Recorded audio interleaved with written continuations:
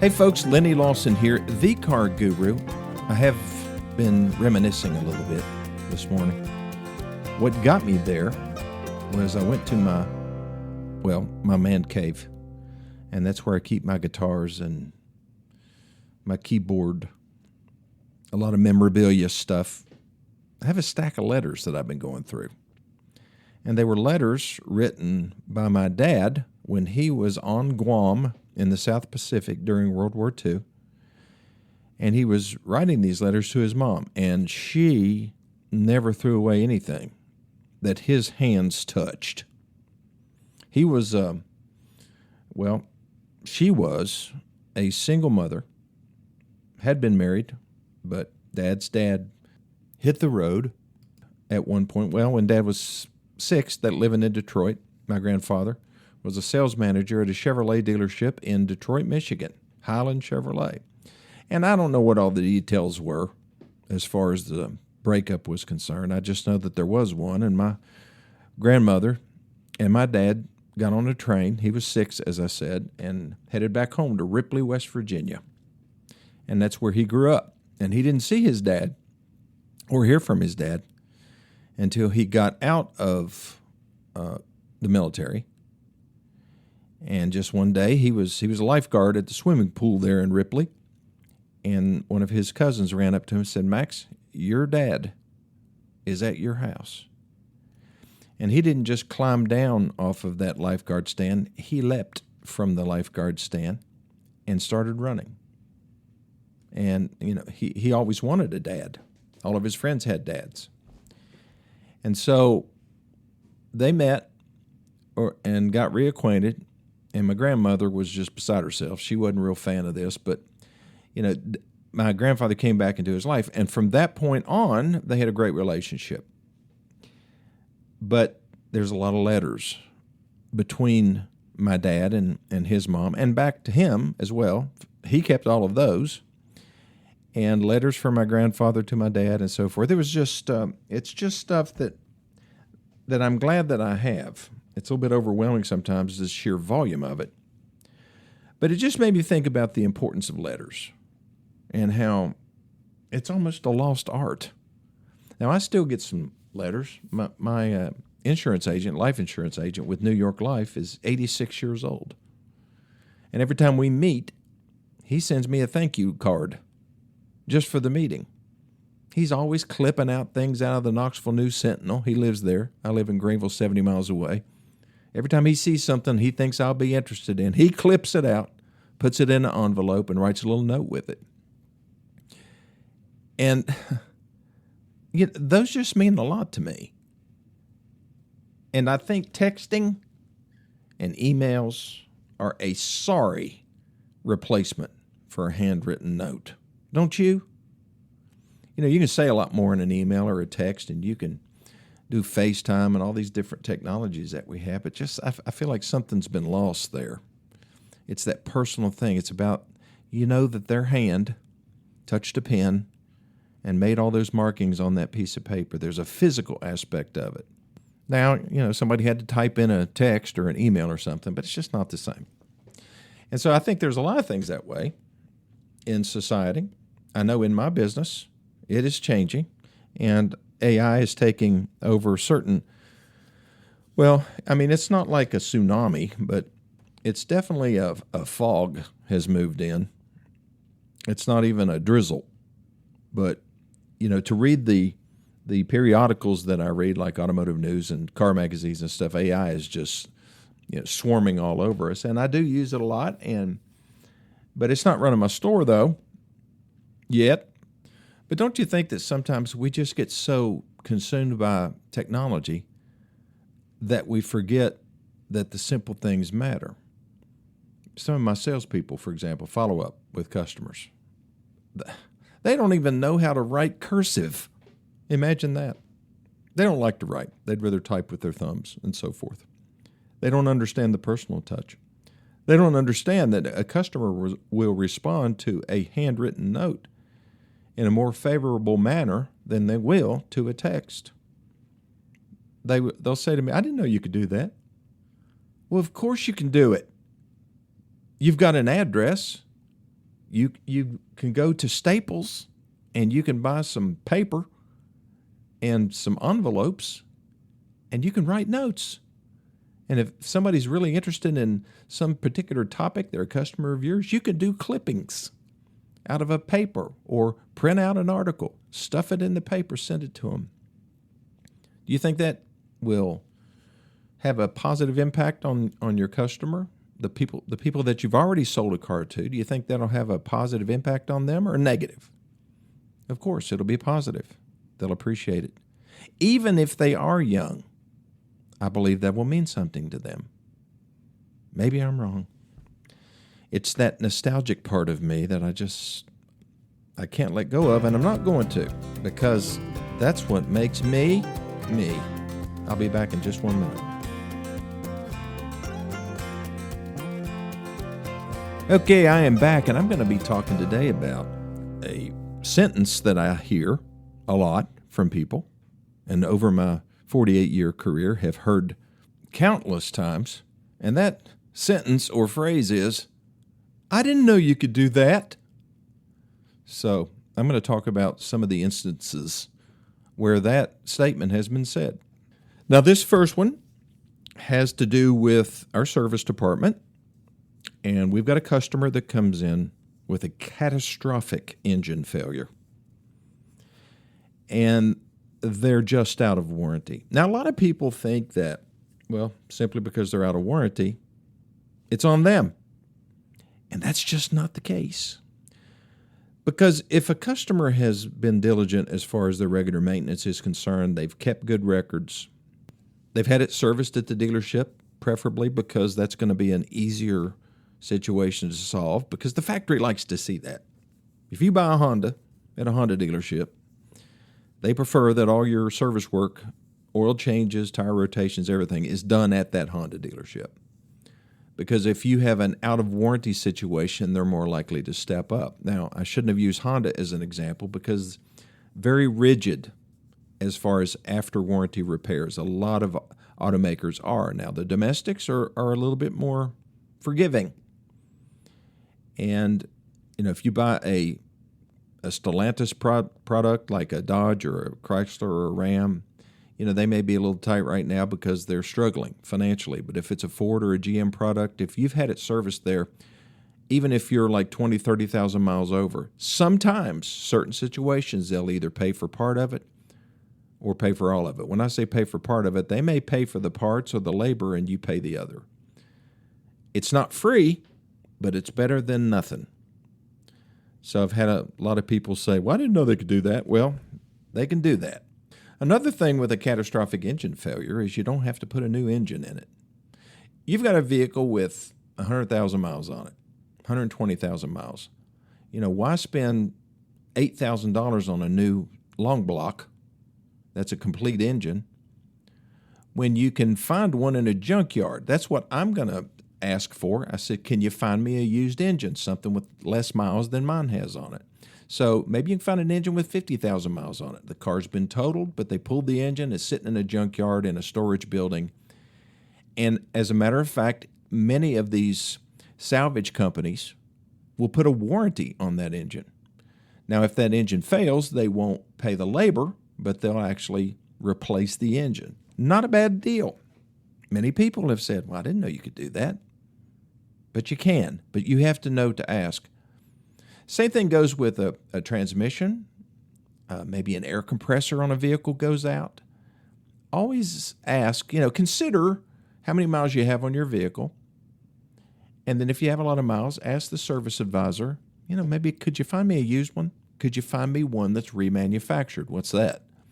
Well, that's where the engine has been sent back to the factory or back to a company that, like a salvage company that actually rebuilds engines, like Jasper. That's the name of one company that we use a lot. And they guarantee their rebuilt engines. They've been completely blown apart. All new parts have been installed. They've been run on a dyno. They know that they work. They send it to the dealership at anywhere from 50% to 60% of the cost of a new one. Yes, you can do that, and you should consider it. Well, okay, let's bop into the sales department here. Let's say you want to sell your car. You don't need another car. You don't want another car. Maybe you inherited a car. You want it to go away. It's a fairly late model. And you've heard the horror stories of Facebook Marketplace, these crazy people contacting you, and they have no intention of buying a car. They just want to rip you off. And then you have the total strangers showing up at your house, which you don't really like that either. One of the best options is to go to a dealership that sells that particular brand. So again, if you're, well, I'm not going to use the Honda example. Let's say you have a BMW. The worst place to take that BMW to see if they would like to buy it is a Chevy store or a Ford store or a Honda store. Anything other than a BMW dealership is the wrong place to take that vehicle. So that's where I'm going to go. CarMax buys vehicles. I may go to CarMax and see what kind of offer they're going to make. You know, it's just such a cleaner transaction. If you walk into the typical car dealership and you have a title in your hand, you can get a check right now. Now, it may not be exactly what you're looking for, because what's the dealer going to offer you? He's going to try to buy that thing to where he can turn around, address any issues that it has, maybe put new tires on it. You know, it's got a star in the windshield. You know, a number of things that he has to fix that you two talk about. And then he's got to run it through his shop, make sure it's ready to sell, and he wants to be able to put it on his lot where he can make money selling it. You've done your research already. You've called My Car Guru, me, and I've told you what the vehicle is actually worth, what you should be able to get out of it, because that's what I would pay for it. I do the research for you. I need the 17-digit VIN number. I need to know the trim package that it has on it. I need to know how many miles it has and what's the overall condition. We can talk about that.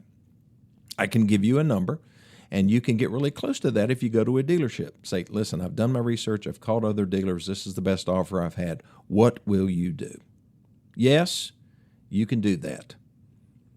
And you really don't have to worry about being taken advantage of because, you know, I mean, hopefully the dealer is a solid business. I mean, there are plenty of dealerships that have gone out of business owing people money.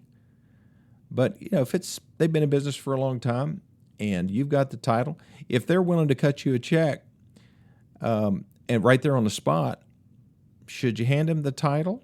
Well, in some cases you should. I would like for them to wire the money to my bank account or give me a certified check or let me hold the title until the check clears. A lot of dealers won't do that, though. If they're going to buy your car, you're going to have to trust them with the check and then hand them the title. I'd make copies of the title, and I'd get a signed agreement from them that they are willing to buy this car from you for this amount of money, and they've written you a check for that.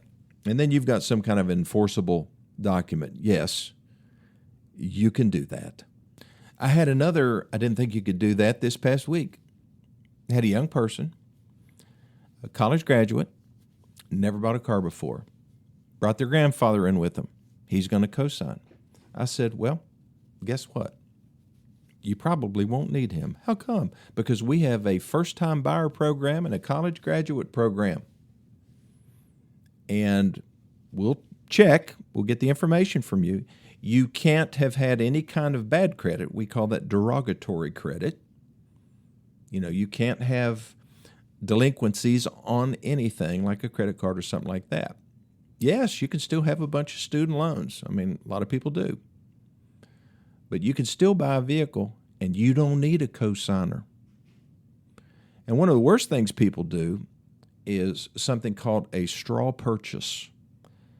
And banks are, there are laws against this. This is fraud, basically. And so you're wanting to buy a car, you're a youngster, and you've got some bad issues on your credit. And so you can't get approved, cannot get approved on your own. So you get grandpa, or like my grandkids call me, Pop, to come in and say that he'll sign for the car, and they put the car in Pop's name, but who's responsible for the payments? Pop ain't paying them. Grandson's paying the payments. I'm not paying the payments. That's on him. He's got a job. He's out of school. That, folks, is a straw purchase. The credit is being based on somebody who's not responsible for the monthly payments. Now, as far as the bank is concerned, He is responsible. But that's not what's really going on behind the scenes. And for that reason, that's why they call it a straw purchase. Don't do that. That won't go over well. Most dealers can sniff that out in a hurry. Some dealers will try to push it through anyway because they're just bandits and they'll do just about anything. So yes, you can do that. You can be a first-time buyer. Now, do you have to be a college graduate? No. No, you can just have a job, working at a factory for that matter. You've never bought a car before. You have zero derogatory credit. See, that's why it's important for people when they're coming out of high school and they get a job and then they're wanting to buy a motorcycle or they're wanting to buy some furniture to furnish their apartment, or they do one of those lease-to-own things. And they start stacking up all this debt and they get behind on their payments or they miss a payment. That one missed payment could keep you off of a first-time buyer program. So it's very important that if they are going to get in debt, then they need to pay their bills on time and not fall behind. If you have a payment due in 30 days, you need to pay it in 25 days. Because if you pay it in 31 days, you're past due. And that will pop up on your credit and knock you out of some opportunities. Now, later on, as you work and you buy more things, and maybe you buy a house and you finance the house and you buy a car and stuff like that, then you establish credit. Of course, you don't need a first-time buyer program, and you stay on the right path as far as that's concerned, your credit, then you can buy pretty much anything you want. You can walk into a dealership, get their very best rate. You'll have a very high credit score, 800 or at least 700 plus. And if they're having 0% financing, you can get it. But if you have, a lot of delinquencies, you have some charge-offs, or the worst thing would be a bankruptcy on your record or a repossession, no, you're going to have to go to a buy here, pay here lot and pay 28% interest. See, that's what a lot of people don't understand. What are the consequences? So you can avoid those consequences. Just don't overextend yourself and behave when it comes to your responsibilities. And yeah, you can do that too. I'll be back in just 1 minute.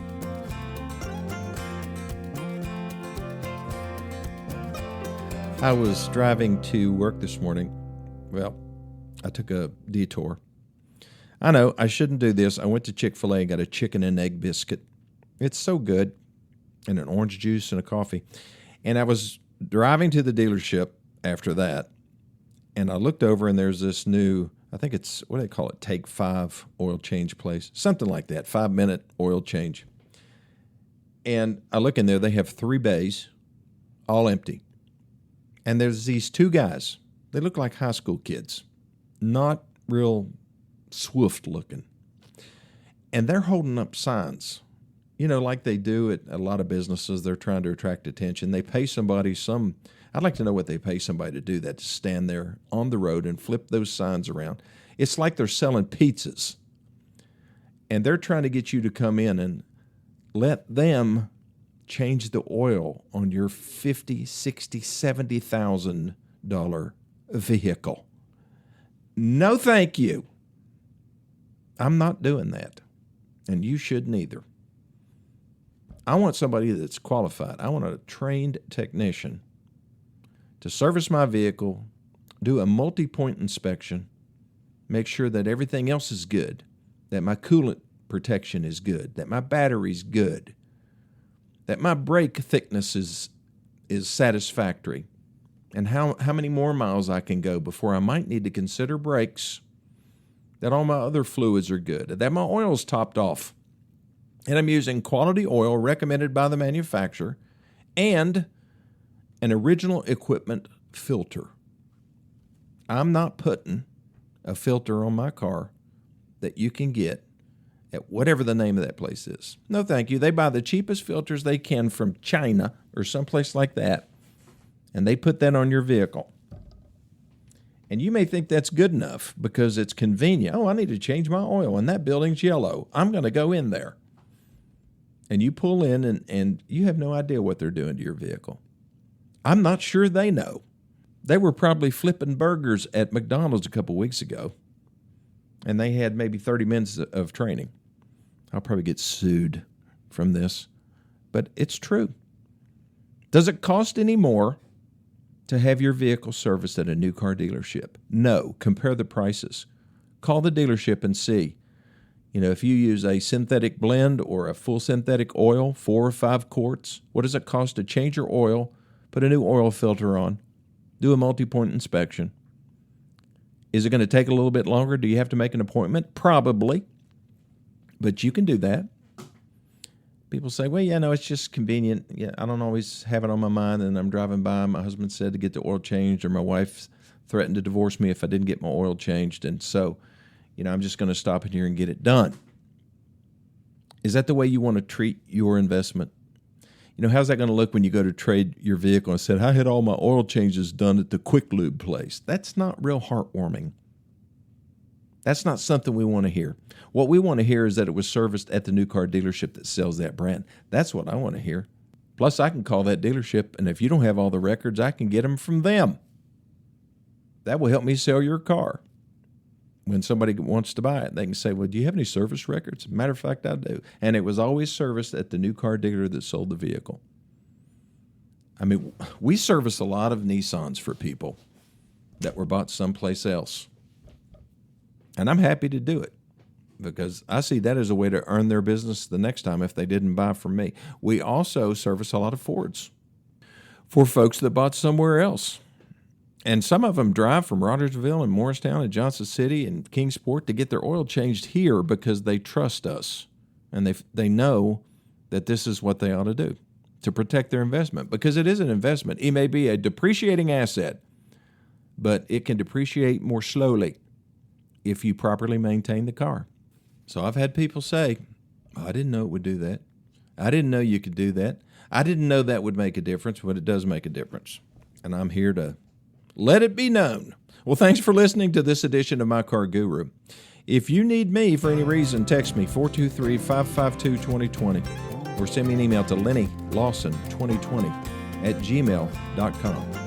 And I'll see you on the next edition of My Car Guru.